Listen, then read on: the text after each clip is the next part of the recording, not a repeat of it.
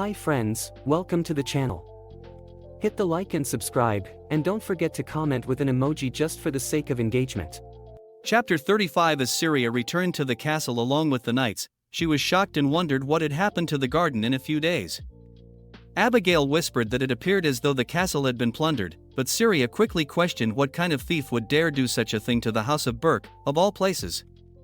Abigail responded that it might be one of the servants and not a robber. While pulling out her sword, she stated that there was a saying that while the cat was away, the mice would play. She asked Syria if she could hunt them down and do away with them, which gave Syria chills. Opening the main door, Syria told Abigail that it would not be necessary. They were welcomed by a line of servants and maids. Looking at the entrance of the castle, Syria questioned Bastian, if everything seemed to be all right in here, what happened outside? Bastian asked for his apology and informed Syria that they had no idea there were so many wild strawberry vines in the main garden. Syria was shocked to learn that fact herself. Bastian told her that the gardener could not help but upend the roots to ensure all the roots had been removed. She still didn't understand how uprooting wild strawberries could cause such a mess and wondered why they left it in such a state. Bastian sincerely apologized to her and informed her that the gardeners could only carry out their work under her direction. The castle grounds traditionally fell under the Archduchess domain. However, since there had not been such a figure in residence for a decade, the gardeners had been reluctant to make any major changes. He suggested Syria take this chance to redesign them herself. She realized she had little choice, as she just could not leave the garden in such a state. She informed Bastian that although she didn't have much knowledge, she would try her best, for which Bastian was very grateful. She explained to herself that there was no need to set a too tight schedule, but that it would probably be best to come up with a basic plan before Rush returned. She was beaming with happiness when she realized that she would be busy for a while. Bastian, on the other hand, was nervous about what was coming their way. In the next scene, the beautiful Laurel Manor and the bright, clear skies could be seen. Marta was laughing and explaining to the Archduchess why she had been banished to Laurel Manor. Syria, shocked by the revelation, stated that she had not been banished, as Marta didn't know how hard she worked. She upbraided the horticulturists who attempted to swindle her and, by extension, House Burke. She carefully reviewed 24 proposed designs and selected the most beautiful and still cost-effective option among them. Bastian told her that would be enough for the main castle garden and asked her to move to the ones at Laurel Manor. He stated with a nervous look on his face that he did not consider this deeply enough, but she had managed to do everything in only 3 days, and when he suggested she take up gardening, he meant it as a means of relaxation and diversion for her. So he suggested paying Laurel Manor a short visit, as the gardens were on a smaller scale than those of the main castle, so she could enjoy some leisure time as she designed them. Suddenly, realization hit her, and she realized that she was really banished here because she worked too quickly. Marta told her that Bastian was quite right. What if she were to make herself ill with overwork? She hugged her and told her that she seemed thinner every time she visited, and she asked her to spend more weekends here so she could prepare delicious meals for her. Marta also asked Syria to have the Duke accompany her if possible. Bastian told her that he was concerned about the Duke not resting well enough. While they were stuck here, they had no idea just how hard the Duke had been working outside these walls. She hoped that he would be able to find a place where his heart could be at peace. When Syria was returning home, thoughts about Lena came to her. She was thinking that Lena would appear in a year at the events. If the events in this world really were going to follow the course of the original story, would that mean the Duke would profess his love for her once she returned? She was wondering whether his heart would really change just like that. She thought she was totally prepared for what was to come, but ever since Callus's betrayal, she had felt so uneasy whenever anything happened. She began wondering about the darkness that had encircled Lena previously. Lena was a saint who was the embodiment of light itself, someone with divine power bestowed upon her by God. She was completely different from someone like her, who could only purify demonic shadows by borrowing powers from a circlet. Thinking about the circlet, she wondered if Lena was only able to do those things after she got the pendant. Syria had never questioned anything that happened because she naturally possessed strong divine power, which Lena herself said allowed her to purify the dark forces. But what if the circlet was actually able to amplify her magic? She began wondering what if all the power Lena had in the story actually came from this headpiece and everything she had said previously had all been lies? Not knowing anything anymore, she felt tired. She questioned whether she had to continue living at the mercy of the original story like that and for how long she must live as the Villainess. Upon reaching the castle, she exited the carriage and was greeted by the Duke. He asked her where she had been, and she replied that she had visited Laurel Manor for a few days and was curious when he had returned from the high church. The Duke told her that he had urged his horses to run a bit faster and asked her to quickly go inside. Syria, while returning to the castle, asked the Duke if he was sick because he was burning up. The Duke looked at her and asked her if he looked like the sort of person who fell ill. Syria quickly replied that everybody, at some point in their lives, got sick. He stated that perhaps most people did, but he could not be today, not understanding what he meant. Syria insisted that he really did seem feverish. In the castle, Syria questioned Lenin if the Duke had ever been sick before, and Lenin informed her that he had never seen the Duke under the weather before, which raised for Syria the question of whether he was really such a robust individual. Lenin continued that it went far beyond being a robust individual, as he was positively monstrous. Trusting Lenin's word, Syria was relieved for a bit and asked Lenin about his location, as she had brought along the plans for the gardens. Lenin conveyed that the Duke must be finishing up some work in his chambers. His quick departure for the high church had left many important matters unaddressed. Realizing some things, Syria quickly went to the Duke's chamber, and upon seeing the Duke, she realized that she had been right all along. She had a feeling that something was off. Touching his forehead, she realized that he was indeed very sick, but he must have kept all of that to himself and not shared it with the others. Seeing his condition, she realized that he needed medicine really quickly. As she was about to leave, the Duke looked up and grabbed her hand, which made Syria question his motives. Chapter 36. Feeling her presence near him, he held her hands. Syria asked if he was all right. She asked him to get a hold of himself. Rush called out for Syria, and Syria told him that, just as she thought, he was indeed feverish, yet he kept insisting that he was not that sort of person who falls in. Placing a pill in front of him that Suzette gave her and telling him that it would help with the fever, she asked him to take it and go back to sleep. As he was burning from the fever, he feared that the pill would melt at his touch. Syria told him that he knew all along how warm he was. He told her in a soft voice that he could not use his own hands and to lend hers for a moment. I thought the Duke was asking her to feed the pill with her mouth, but anyway. As the Duke leaned toward her hand, Syria was startled. Taking the pill out of her hand, he swallowed it. The Duke told her that swallowing medicine dry left a bitter taste in one's mouth and asked her to help him drink some water. While feeding the water, Syria asked herself not to get flustered, as the Duke was sick, and kept telling herself that he was sick. She understood the reason for his childlike behavior, and as she was helping him with water, she spilled some on him. The Duke mentioned the spillage.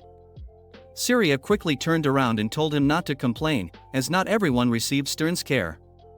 The Duke replied that he would make sure to repay her for her care later. Syria asked him why he didn't tell anybody that he was very sick and asked him if he had been working himself too hard. Rush replied that she was also not innocent, as the way she had been overtaxing herself had left Bastian in tears. Sitting back down, Syria replied that, although it's true, she wouldn't go so far as to conceal an illness in order to continue.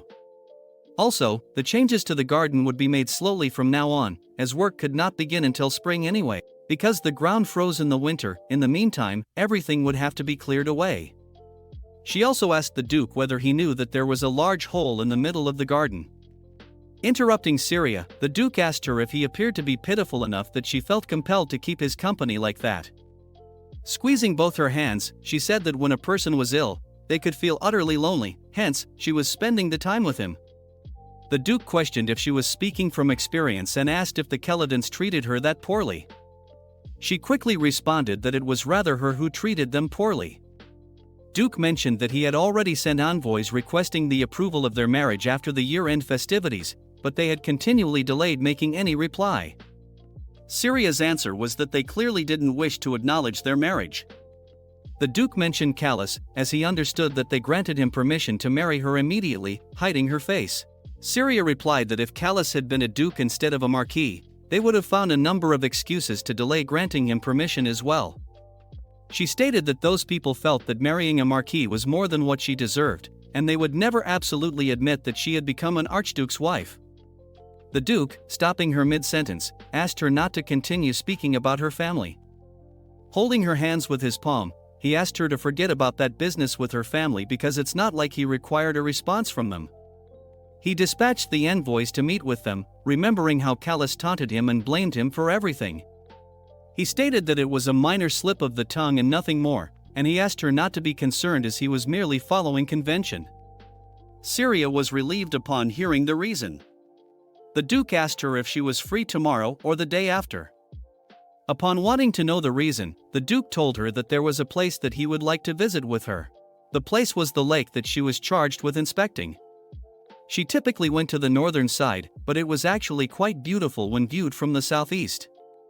Given how hectic their lives had been recently, it would do them good to spend some relaxing time at the lake. Syria quickly asked him if he was talking about the frozen lake and was concerned about beasts appearing, reaching, and holding her hands. He said that all visitors were given nightly escorts, so it was perfectly alright, and besides that, she did not have to be concerned about it anyway, as he would be there with her. Syria told him that if he wished to say such things, he should wait until his fever broke, as even the area between his eyes was flushed. "Oh, Syria, you're so naive." She told him that he seemed quite ill, still touching his face. She inquired if his fever had risen. Duke replied that his eyes were always like that and told her that it looked like she had never noticed. He asked her if he looked strange because of it. Syria replied to Rush, "It's not strange," but she suddenly realized the situation she was in and quickly recoiled. He questioned the Duke about whether they had always been that way and told him that it's odd that she didn't know, followed by saying that it may be because she had never looked closely at his eyes before grabbing his hand. He asked Syria whether she would visit the lake with him. Syria replied that she would definitely visit. The Duke told her it would be good for her too. The magnificent views of the glacier-covered lake could be seen. These sights were hardly common on this continent. We saw a lot of brazen trees surrounding them this year, and flocks of people were present near the glacier underneath umbrellas due to the sunlight, admiring the views. The Duke was looking as dashing as he always did. Syria was wearing an outfit that complimented him, and holding an umbrella, she came near. He questioned her about her developing taste for umbrellas. Syria replied that the maids told her that the sunlight reflecting off the glacier could be rather testing, so everyone who was here carried one of them while she was leaving. Suzette informed her about the lake, stating that it was actually a popular destination for newlyweds. People visited it to familiarize spouses born in other lands with the environs of Berk, including its glaciers. She also said that on a clear day, the umbrellas people carried resembled flowers blooming around the lake. While remembering all those words, she was blushing and wished that she hadn't told her about it. She told Duke that now that she considered it, it did seem a bit odd, and asked if she should put it away. The Duke grabbed hold of the handle and asked her to continue as she was and praised the maids for the suggestion, as it truly was a mesmerizing sight for him. Chapter 37 Syria called Rush and pulled him in underneath the umbrella, asking him to share the shade with her. She said that if he found it dazzling, he could not let her hog it all, and she pulled him in. The Duke chuckled and thanked her for her consideration. While they were viewing the glacier in the lake, Syria told him that there was a saying that if someone viewed the glacier often, they would fall in love with Berk itself. The Duke asked who was the person who said that, and Syria replied that Suzette informed her. Rush questioned her about what she thought about it and asked her directly if she felt as though she would fall in love with a chuckle. Syria replied that, being a stern and having intimate familiarity with the other side of the glacier, she couldn't possibly do such a thing. Looking away from her, Daddy mentioned that he just could not get his head around her. Syria innocently replied that she was like an open book with nothing to conceal. She also told him that he wouldn't find another stern who knew the glacier as well as her. No sooner had she finished her sentence than black wisps of demonic aura were seen swirling around the glacier, and the glacier was turning black. The Duke was not happy and thought that of all times for the darkening to appear, it had to appear right now. It was said in the book that the darkening was a phenomenon that arose very often. Berk's frozen lake turned black just like that at regular intervals every winter. Most of the time, it returned to its original state without incident, but there had also been times when it had been accompanied by the appearance of monsters around the lake. The Duke informed Syria that it seemed that they had to remain at the main castle for the next week and monitor the lake for monsters. Seeing Syria tense, he assured her she did not have to be fearful because the situation would resolve itself in a week's time. Syria asked whether she looked afraid, and Rush mentioned that while they were having dinner, she was looking very upset, to the point that he was worried that she might cry again. Hearing Duke's statement, she asked him if he found teasing her amusing. Rush replied that he certainly did find it amusing, and so much so that sometimes he thought it might become a habit. Yanking her hand away from Rush, she stated that after all she had done for him behaving like that was not funny. She suggested that they just go inside. As she was trying to leave, he grabbed her shoulder and asked her not to act that way, as he had hardly any time to examine the designs that she sent, and she would have to explain her plans as they went. Pointing at a clearing near them, he asked her what her plans were for that area. Syria, being serious, informed him that she was considering planting an oak tree over there but was also worried that it might be a bit old-fashioned. He replied that she could do whatever she wanted, as nothing would be too extravagant. Glancing at him, Syria mockingly asked him, if she wanted to plant an oak tree on the castle roof, what would you do? The Duke cunningly replied that he had no right to oppose the Archduchess's wishes. Suddenly, she asked him if she could plant an oak tree in his bedchamber. Hearing her made the Duke laugh, and Syria wondered if she was imagining things or if the Duke had been laughing quite often lately. Seizing the opportunity, she quickly asked him if they could spend the weekends at Laurel Manor, as she had promised Marta that they would visit every weekend the last time she was there, and it would be lovely if he could accompany her. She also said that she understood that it might be difficult to spend time away with the lake darkening. He replied that it shouldn't be a problem, as the manor was not far from the main castle, and told her that they would go this weekend. Lenin could be seen running towards them, calling for Syria. He apologized for the interruption and informed her that a retainer had arrived from the house of Keladin. Syria asked him about the purpose of the visit, and Lenin replied that they wished to deliver an obituary notice of Lady Marchioness. Syria, remembering who she was. She was the original Syria's great-aunt. Lady Marchioness never married and had no children, but her long-standing role as the family elder granted her a great deal of influence. She was also the only person in the family who didn't discriminate against Syria. She had a lifelong love of theater and a soft spot for actors. That was the reason she was not put off by Syria and her heretics. Entering the castle as the both of them were sitting in the hall, Syria told the Duke that it seemed that her aunt had bequeathed an inheritance to her as well, and she should pay a visit to the Keladins. Duke asked if she must go because Lenin could be sent in her place. Keeping the letter on the table, she replied that she couldn't possibly make such personal use of his chief aide and, most importantly, that Marquis Keladin personally asked for her. Truthfully, she thought that summoning from the Marquis was an excellent opportunity for her too, as not long after she possessed Syria, she encountered some Keladins at a ball. Original Syria had poor relationships with her family in the past, but she wanted to try and improve ties with them going forward. At that party, although she couldn't, she still remembered exactly how she felt back then. It wasn't anger, to be precise, it was a fear so intense that it made her tremble.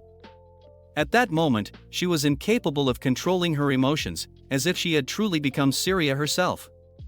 Now that she had lived in her body for quite some time, she would like to put herself to the test. She began wondering if she was capable of keeping her emotions in check before Syria's family. The Duke simply asked her to wait a week so that he could accompany her. Syria asked whether he still worried when she ventured out alone. He replied that he had no idea that sending one's spouse off was such a painful affair. Syria leaned in closer to him and whispered that if he was that concerned, then could he do something for him? A very loud what? Could be heard through the castle, but we don't know what Syria particularly asked. Chapter 38. This chapter introduced us to Keladin Manor, the birthplace of Syria. The butler could be seen informing a redhead that Lady Syria had arrived, addressing him as young master. The redhead quickly rose from where he was sitting and asked if she really came. The butler replied that he was positive that she would not, but he guessed that Syria must be afraid of her father. The redhead asked the butler about his brother's whereabouts. The butler replied that his brother was welcoming the head of house, Menslah, and his wife. Looking out the window, the redhead realized that his mother and father must also be occupied and thought about going out to receive her. A few carriages could be seen lined up in front of the gate that came from Burke's house. Looking at the carriages, he was wondering what he should do. He was Nissus Keladin, the second son of the Keladins. In the next scene, the butler could be seen welcoming Syria to the house. With a smug look on her face, Syria mentioned that it had been a long time and addressed him as Jason, stating that he still hadn't changed a bit. He replied that it had been a while and asked her how she had been. She replied that she had been quite well until they received their shoddy welcome.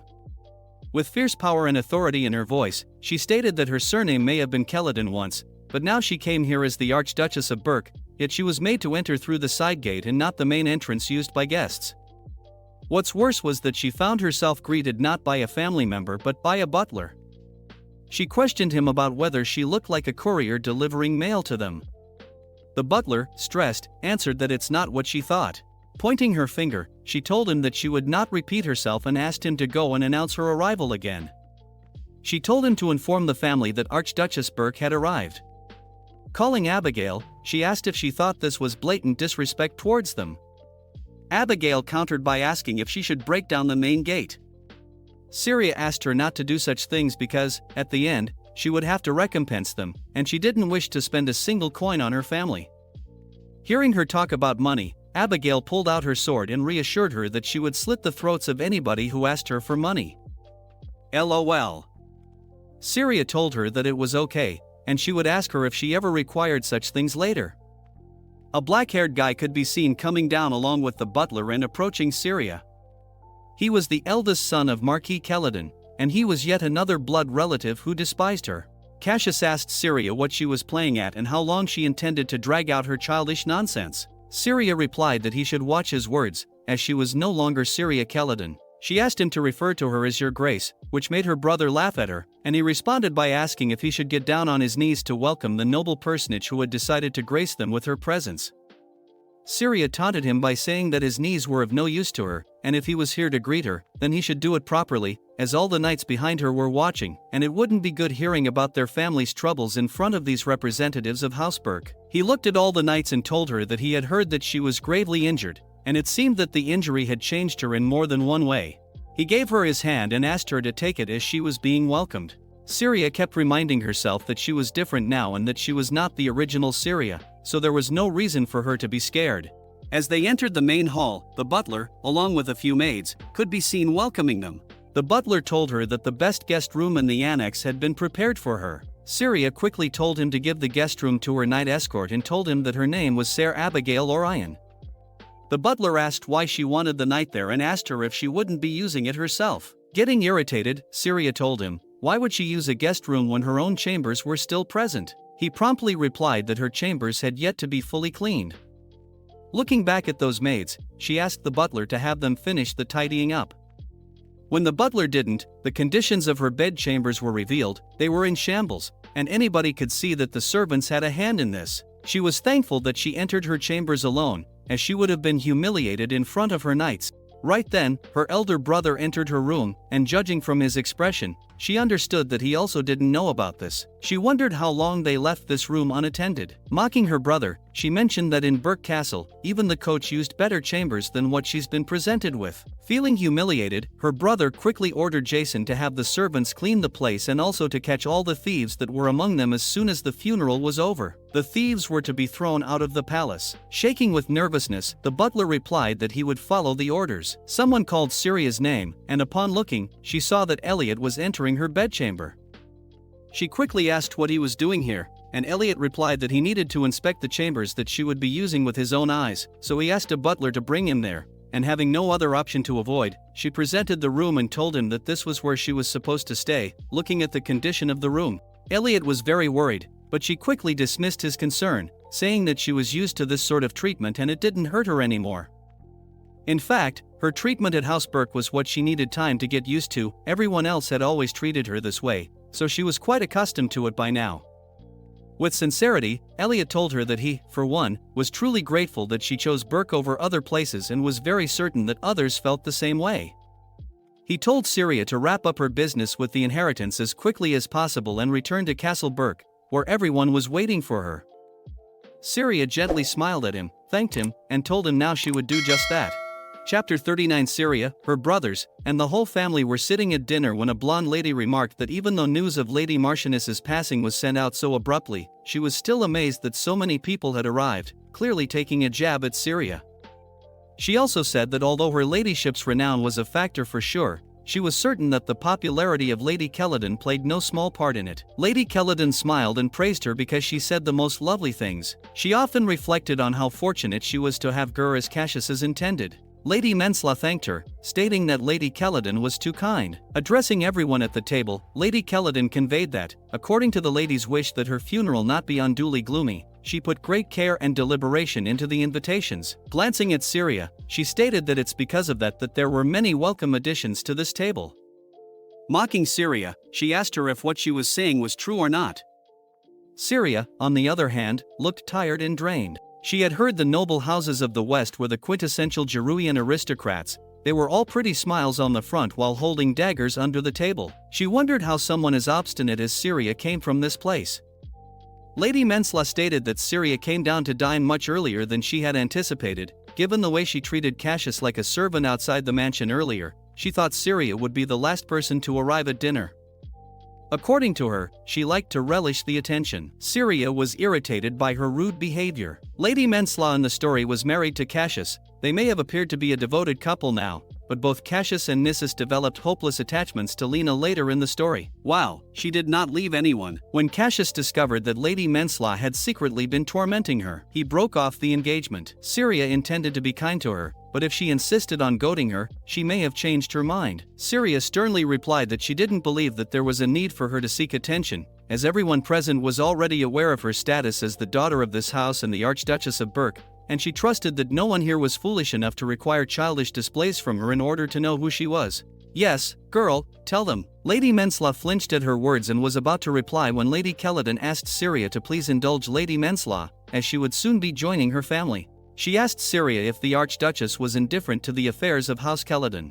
Trying to undermine her, she questioned if she should address Syria exclusively as Your Grace, Archduchess Berk, in the future. But Syria didn't let her finish and answered that she would be grateful if she could address her that way. Syria stated that if the ladyship paid her the proper dues, everyone else would respect it as well.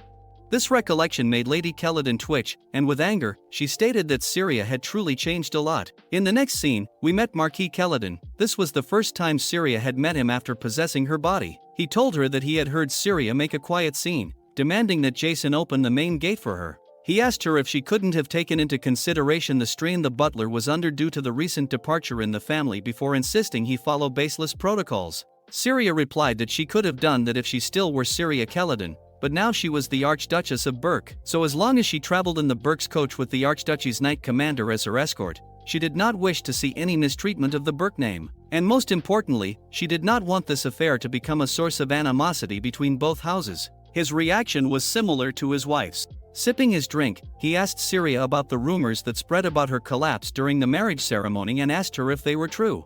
As Syria was about to address the matter, Nissus slammed the table and shouted at his father, asking if he truly believed them because Syria looked completely fine to him.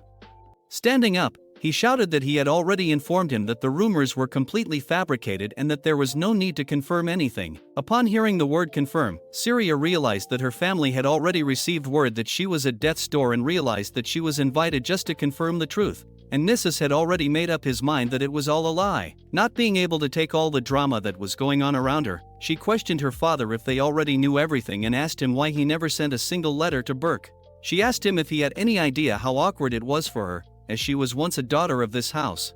Yet when she vomited blood and nearly died due to her divine powers ensnaring, House Kelladon showed no interest. Hearing her revelations, her father was shocked. She asked him if what she told him sounded like a made-up story, and if he didn't believe her, he could ask the House Berk's Knight Commander because he was an honorable knight who did not lie, especially for her, as she was not worthy of those efforts. As she was returning to her room, someone came from behind and grabbed her hands, calling her name. It was Cassius. With a displeased look on his face, he asked Syria if she was happy stirring the pot after being away for so long and whether it made her feel at ease. Syria replied that she stirred nothing, as whatever she said was the truth. When Cassius began talking about her attitude, she remarked that after how Lady Mensla treated her, he had no right to label her attitude as problematic. Suddenly, she started trembling and felt awful. She wondered why seeing her family had never made her shake like that previously, but right now, simply being in contact with Cassius was making her feel uneasy. She told him that she had nothing more to say and asked him to release her. At that moment, she suddenly began huffing, trying to catch her breath. She realized that it wasn't her father that Syria had problems with. Something must have happened between her and Cassius. Trying to catch her breath, she ordered him to release her hands, but soon her knees gave way as she slumped and fell on the floor. That's all for today. See you in the next episode, friends. Until then, keep reading manga.